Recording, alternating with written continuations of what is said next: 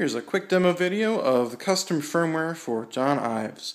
So we've got a DMC-6 here in Tiger Red Sparkle. It's connected to a Strymon Timeline with the blue Midi cable, and then from the Timeline we're going over to a Line 6 M5.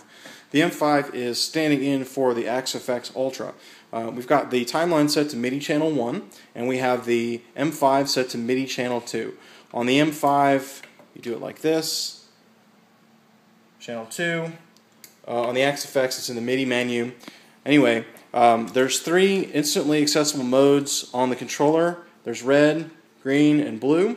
There's a 4th mode, which is accessed by pressing and holding the upper right button in any mode, which is the white mode. That's the config mode. So we'll talk about each mode briefly. The red and green modes are preset recall. So pressing each button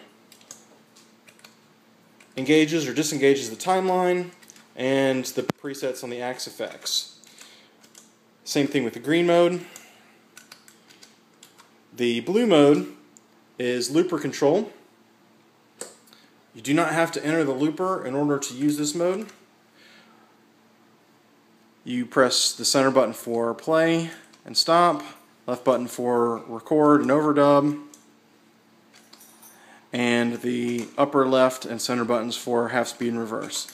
The lower right button is the tap tempo, which is a little easier to see if we exit the looper. Let's see, we've got our tap tempo there. Alright, so setting up your presets. It's very easy. You press and hold the upper right button. This enters into config mode. Pressing the lower right button will reset both connected devices to preset 0. You can see we're bank 00A, and up here we are preset 01. Use the left up and down buttons to change patches on the timeline. So now we're on 6A, sorry, and then use the right buttons to change patches on the other connected device, the AXFX, or in our case the M5. It doesn't really matter about the device.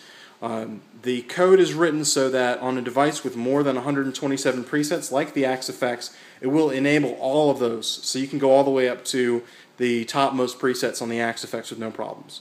So once you've selected the 2 sounds you want, this is 6A and 10, you exit config mode just by pressing the button, and then you choose the bank where you'd like to save the sounds, either red or green. We're going to save in red, and we're going to press the lower left button and hold it. You can see it flashes, and so now you can see we're changing presets here on both, and when we press this again, you see we've gone back to 6A and to preset 10. So you can set up all your patches like that. It just takes a couple minutes, and you can do it all with your foot.